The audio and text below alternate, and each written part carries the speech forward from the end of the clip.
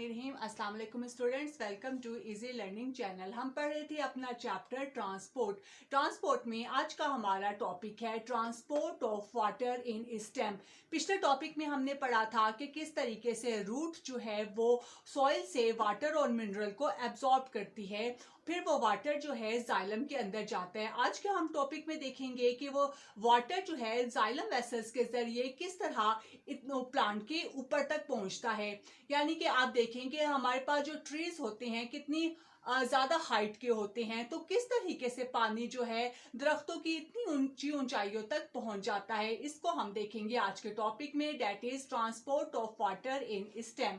अब क्या होता है कि प्लांट जो रूट के जरिए वाटर एब्जॉर्ब करते हैं जिसमें मिनरल डिसॉल्व होते हैं उसे हम कहते हैं सैप, और इसके अपवर्ड मूवमेंट को कहते हैं एसेंट ऑफ सैप। अब एसेंट ऑफ सैप का मैकेनिज्म समझने के लिए हम पढ़ेंगे cohesion tension theory. According to this theory, water is not pushed from the bottom by the root but pull up by a tension।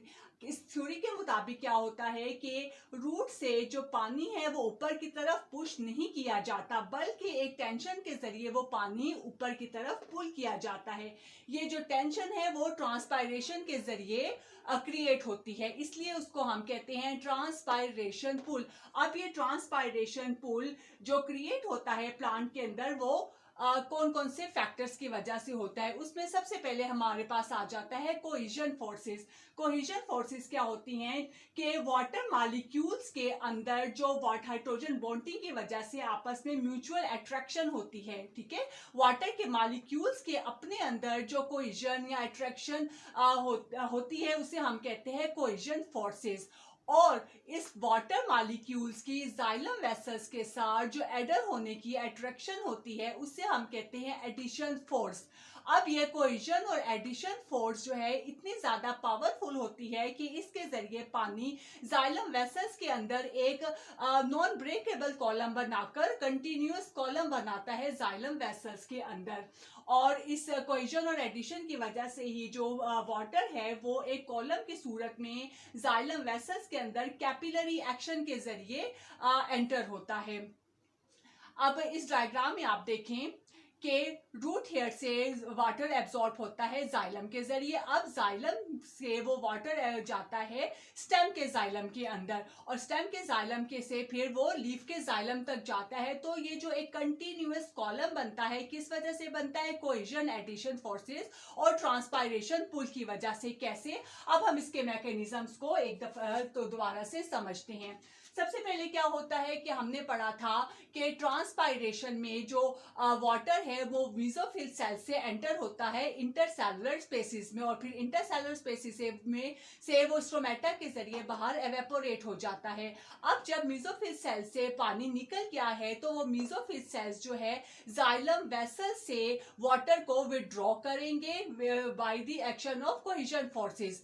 अब इसकी वजह से क्या होता है कि इन सेल्स के अंदर एक टेंशन क्रिएट हो जाती है।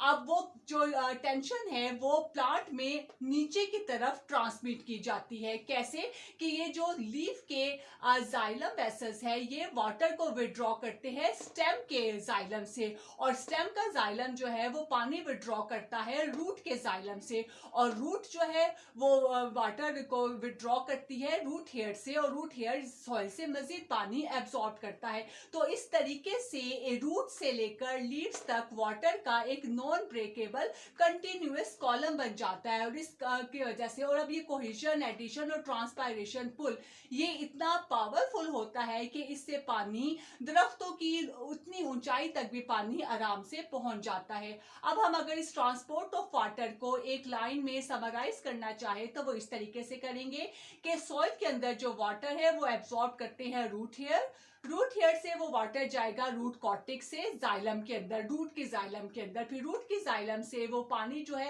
अपवर्ड मूव करेगा स्टेम की जाइलम से, और फिर वो जाएगा लीफ की जाइलम तक, और लीफ से वो पानी जो है बाहर स्टोमेटा के जरिए डिफ्यूज आउट हो जाएगा। तो ये था हमारे पास प्रोसेस वाटर की ट्रांसपोर्ट का।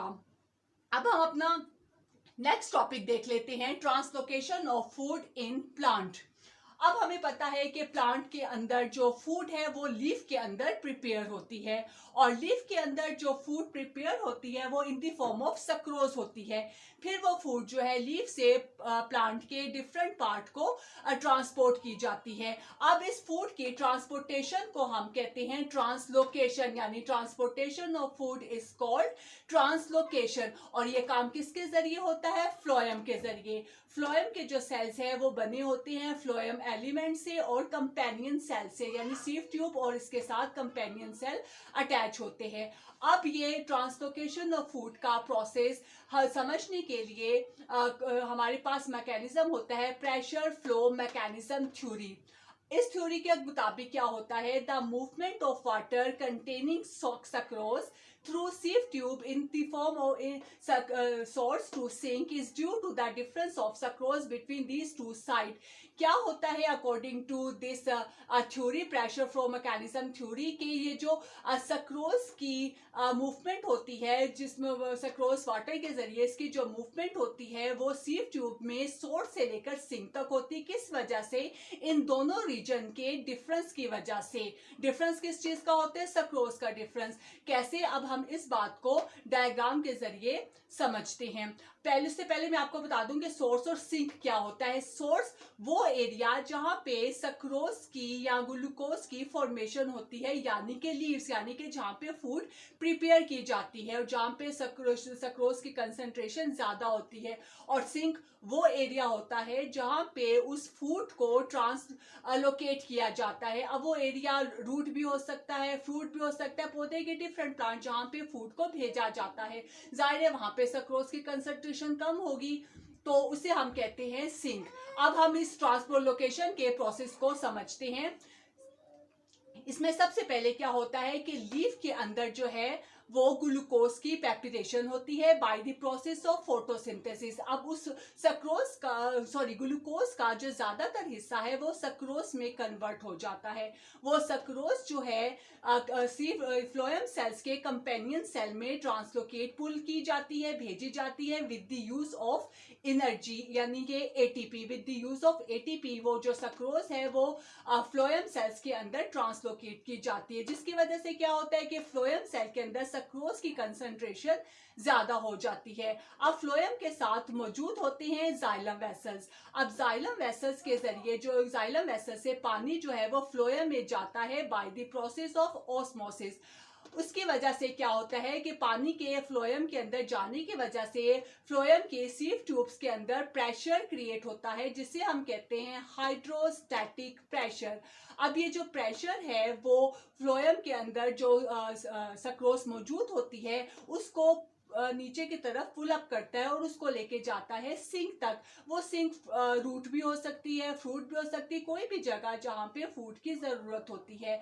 अब जब वो फूड जो है उस हिस्से को उस सिंक को दे दी जाती है, तो पानी जो है वापस जाइलम वेसल्स के अंदर जो है पुल हो जाता है by the process of osmosis. जब पानी बाहर निकल जाता है फ्लोएम से, वापस जाइलम में चला जाता है, तो फ्लोएम के अंदर जो हाइड्रोस्टैटिक प्रेशर होता है वो वापस रिड्यूस हो जाता है। इस तरीके से जो है फूड की ट्रांसलोकेशन होती है फ्रॉम सोर्स टू सिंक।